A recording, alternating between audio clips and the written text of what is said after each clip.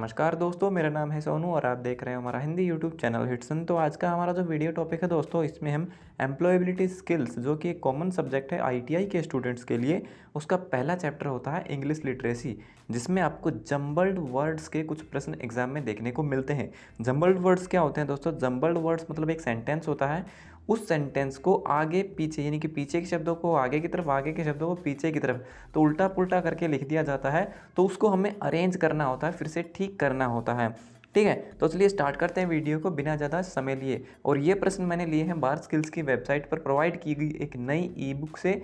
ये जो ईएस की ई बुक है, इसका लिंक आपको वीडियो के डिस्क्रिप्शन बॉक्स में मिल जाएगा, वहाँ से आप इस किताब को डाउनलोड भी कर सकते हो। ठीक है, और उस ई बुक में भी आपको ये प्रश्न मिल जाएंगे, लेकिन इनके आंसर उसमें नहीं मिलेंगे। सो सॉल्यूशन के लिए आप इस वीडियो को देख लीजिए। तो चलिए शुरू करते हैं। सबसे पहला प्रश्न है, fuses in the circuit use only correct capacity. तो यहाँ पे 4 अलग अलग वर्ड्स दिए गए हैं जिनको अलग अलग किया गया है।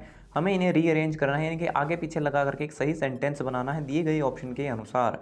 ठीक है, तो वैसे इस प्रश्न का मैं आपको बता देता हूँ। इस प्रश्न का सही उत्तर है option A, use only correct capacity fuses in the circuit.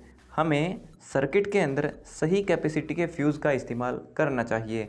ठीक है, ये प्रश्न मैंने आपको इसलिए बताया था कि आपको समझ में आ जाए आगे के प्रश्न कि एग्जाम में किस प्रकार से आपका ये प्रश्न आएगा।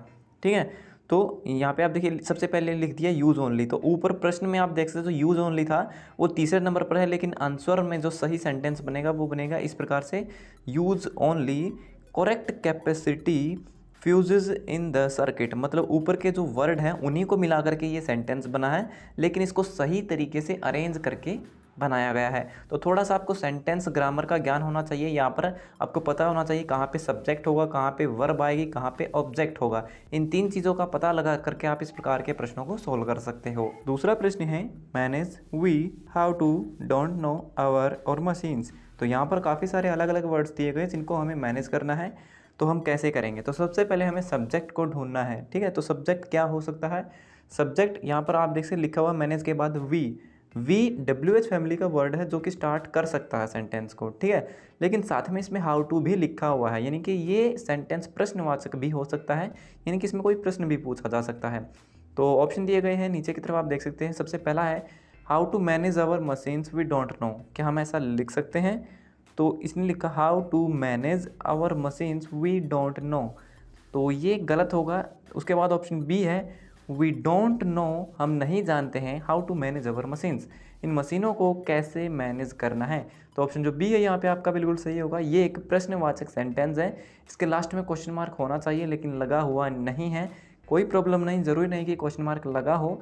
तो प्रश्न कुछ इस प्रकार से बन सकता है आपका कि we don't know how to manage our machines. तो ये आपका बिल्कुल सही है, इस तरह से आप इसको मैनेज कर सकते हो। ऑप्शन जो बी है यहाँ पे आपका सही है। सेंटेंस आपका WH फैमिली से भी स्टार्ट हो सकता है। तीसरा प्रश्न है, kind of A what machines is this. तो यहाँ पे 3 वर्ड्स दिए गए हैं जिनमें आप देख सकते हो दूसरा जो ऑप्शन है वो है व्हाट, यानी कि हम इस सेंटेंस को व्हाट से स्टार्ट कर सकते हैं, क्योंकि इसमें जो है क्वेश्चन मार्क भी दिया गया है, यानी कुछ प्रश्न पूछा गया है। तो हम कैसे लिख सकते हैं? ऑप्शन ए आप देख सकते हैं, what kind of A machine is this, यह किस प्रकार की मशीन है। तो बिल्कुल सही सेंटेंस बन रहा है, यह किस प्रकार की मशीन है। तो ऑप्शन ए आपका सही है। हम इसे जो है WH फैमिली से स्टार्ट करेंगे और लास्ट में क्वेश्चन मार्क हमारा आ जाएगा, तो ये हमारा सेंटेंस बिल्कुल सही होगा। चौथा प्रश्न है, स्पीक इंग्लिश आई। तो यहाँ पे 3 वर्ड्स दिए गए हैं, स्पीक इंग्लिश और आई, यानी कि यहाँ पे 3 चीज़ें दी गई हैं, एक है सब्जेक्ट, एक है आपकी वर्ब और दूसरा है ऑब्जेक्ट। ठीक है, तो हम कैसे इसको मैनेज करें? सबसे पहले आएगा आपका सब्जेक्ट यानी कि आई, उसके बाद आएगी आपकी वर्ब स्पीक। स्पीक का मतलब होता है बोलना। आई स्पीक इंग्लिश, मैं इंग्लिश बोलता हूँ, तो और इंग्लिश क्या है? ऑब्जेक्ट है। मैं क्या बोलता हूँ? इंग्लिश बोलता हूँ। तो I speak English, subject verb object. तो ऑप्शन सी आपका सही होगा, आई स्पीक इंग्लिश। पांचवा प्रश्न है, द पार्सल रिसीव्ड वी। ठीक है, पार्सल हमें प्राप्त हुआ था। रिसीव्ड यानी कि वर्ब की सेकंड फॉर्म है, तो हमें प्राप्त हुआ था। ठीक है, पास्ट की बात है। तो हम इसको WH फैमिली से स्टार्ट करते हैं। We received the parcel. We क्या है? सब्जेक्ट है, यानी कि हम। रिसीव्ड हमें प्राप्त हुआ, ये एक वर्ब है। रिसीव की सेकंड जो रिसीव, रिसीव्ड, रिसीव्ड। ठीक है, रिसीव का मतलब होता है प्राप्त होना, ये एक वर्ब है और ये इसकी सेकंड फॉर्म है, यानी कि पास्ट टेंस इसको बनाया गया है। हमें प्राप्त हुआ है क्या? पार्सल। तो सबसे पहले आपका सब्जेक्ट है यानी कि वी, उसके बाद वर्ब आएगी, उसके बाद ऑब्जेक्ट आएगा। तो वी रिसीव्ड द पार्सल, तो ऑप्शन जो सी है यहाँ पे आपका सही है। छठा प्रश्न है द फोन आंसर समबडी, तो यहाँ पे 3 वर्ड्स दिए गए, फिर से हमें देखना है कि कौन सा सब्जेक्ट है, वर्ब है, ऑब्जेक्ट है। तो यहाँ पर जो सबसे पहला दिया गया द फोन सब्जेक्ट भी हो सकता है, ऑब्जेक्ट भी हो सकता है। आंसर का मतलब होता है उत्तर देना, ये क्या है, ये एक वर्ब है, तो ये हम सिर्फ बीच में आएगी, ये आपको पता है। तो ऑप्शन ए तो आपका बिल्कुल गलत होगा, आंसर इसमें पहले लिखा। ऑप्शन बी है समबडी आंसर द फोन, तो हाँ हम इसको किस प्रकार से लिख सकते हैं, समबडी आंसर द फोन, कोई उत्तर दीजिए किसका, फ़ोन का। तो फ़ोन हम यहाँ पे ऑब्जेक्ट बना सकते हैं और समबडी एक सब्जेक्ट हो सकता है जो फ़ोन का उत्तर देगा। तो ऑप्शन बी आपका सही है, समबडी आंसर द फोन। सातवां प्रश्न है वेल्डिंग गन वेल्डर यूजेज, ठीक है। तो फिर से 3 चीज़ें दी गई हैं, वेल्डिंग गन, वेल्डर और यूजेज, ठीक है। तो यहाँ पे वेल्डिंग गन क्या है, वेल्डिंग गन एक सब्जेक्ट भी हो सकता है, ऑब्जेक्ट भी, वो सेंटेंस में पता चलेगा। और वेल्डर क्या है, वो एक सब्जेक्ट है, वेल्डर कोई भी व्यक्ति, वो एक सब्जेक्ट है जो काम करता है। और यूजेज, यूज़ का मतलब होता है इस्तेमाल करना, और यूजेज यानी कि ये कौन सा सेंटेंस है, ये प्रेजेंट इंडेफिनिट टेंस है जिसमें वर्ब की फर्स्ट फॉर्म के साथ एस या ई एस का प्रयोग किया गया है। तो welder uses welding gun, welder welding gun का यूज़ करते हैं, ठीक है। तो इस प्रकार से ये सेंटेंस बनेगा। तो ऑप्शन जो ए है यहाँ पे आपका बिल्कुल सही होगा, वेल्डर यूजेज वेल्डिंग गन। तो यहाँ पर आप देखिए सब्जेक्ट सिंगुलर है, और सिंगुलर सब्जेक्ट जब होता है प्रेजेंट इंडेफिनिट टेंस में तो वर्ब की फर्स्ट फॉर्म के साथ एस या ई एस का यूज़ किया जाता है। आठवां प्रश्न है लव आई होममेड फूड, ठीक है। तो यहाँ पे 3 चीज़ें दी गई हैं। लव का मतलब होता है प्यार करना, और लव क्या है, एक वर्ब भी हो सकती है। आई एक सब्जेक्ट है, होममेड फूड घर का बना खाना एक ऑब्जेक्ट है, ठीक है। तो मैं कैसे लिख सकता हूँ, आई लव होममेड फूड, मुझे घर का खाना पसंद है। तो ऑप्शन जो सी है यहाँ पे आपका बिल्कुल सही है। 9वां प्रश्न है द वर्क फिनिश्ड आई, ठीक है। फिर से 3 वर्ड दिए गए हैं, द वर्क यानी कि कोई काम है जो कि ऑब्जेक्ट है, फिनिश्ड क्या है, एक वर्ब है जो कि बीच में आएगी, आई एक सब्जेक्ट है जो जिससे सेंटेंस स्टार्ट होगा।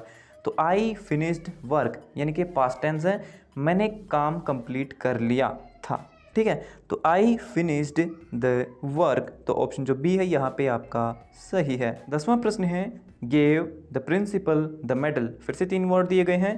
गेव क्या है, वर्ब की सेकंड फॉर्म है, गिव गेव गिवन, ठीक है। गिव का मतलब होता है देना, ठीक है। तो ये सेकंड फॉर्म है यानी कि ये सेंटेंस एक पास्ट टेंस है, ठीक है। The principal and the medal, ठीक है। तो प्रिंसिपल क्या है, प्रिंसिपल हमारा प्रधानाचार्य, तो ये सब्जेक्ट हो सकता है क्योंकि मेडल कौन देता है, प्रिंसिपल देते हैं। और प्रिंसिपल क्या देता है, मेडल दे रहा है।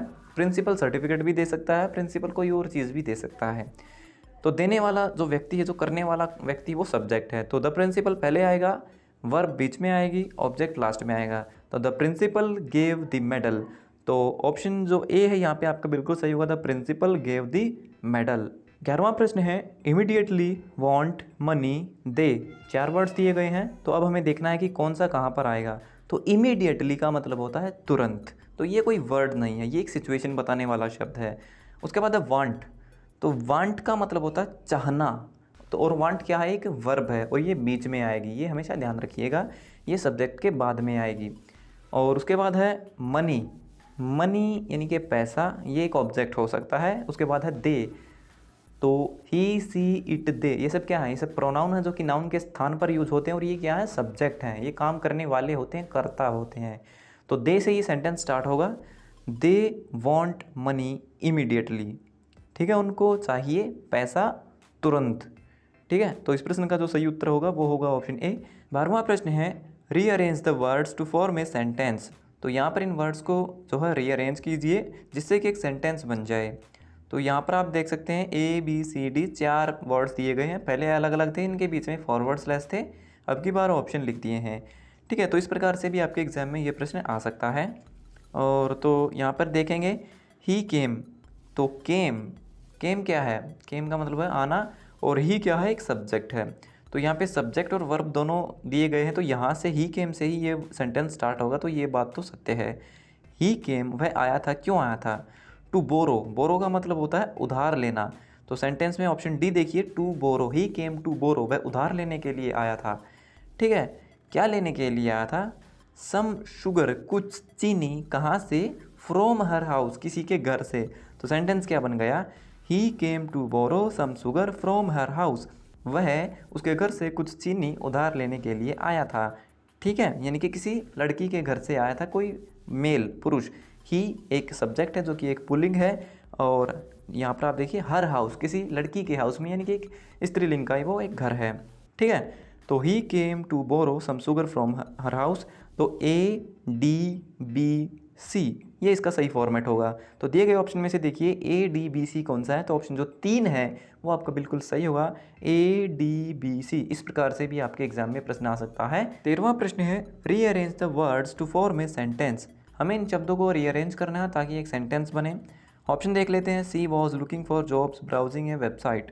तो ये सेंटेंस शुरू कहाँ से होगा, सब्जेक्ट से। सब्जेक्ट है शी। ठीक है, तो शी वॉज, वाज क्या है, एक हेल्पिंग वर्ब है, पास्ट कंटिन्यूअस टेंस की एक वर्ब, हेल्पिंग वर्ब है।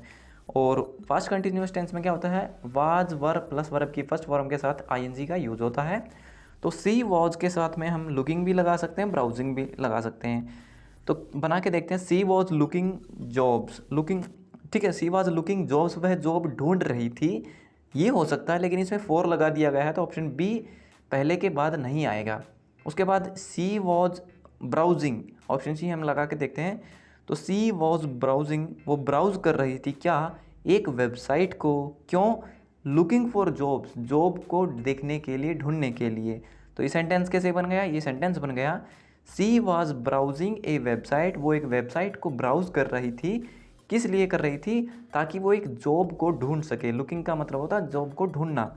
ठीक है, तो she was browsing a website looking for jobs, jobs को देखने के लिए वो वेबसाइट को ब्राउज कर रही थी। तो ऑप्शन क्या बन गए, ACDB। तो ACDB कहाँ पर है, ऑप्शन जो 3 है यहाँ पे आपका बिल्कुल सही हुआ, ACDB, she was browsing a website looking for jobs. तो दोस्तों ये हो गए हमारे सभी प्रश्न कंप्लीट। सो वीडियो देखने के लिए धन्यवाद। अगर आपका कोई सवाल है तो आप कमेंट बॉक्स में लिख करके पूछ सकते हो। तो मिलते हैं हमारी अगली वीडियो में, तब तक के लिए नमस्कार।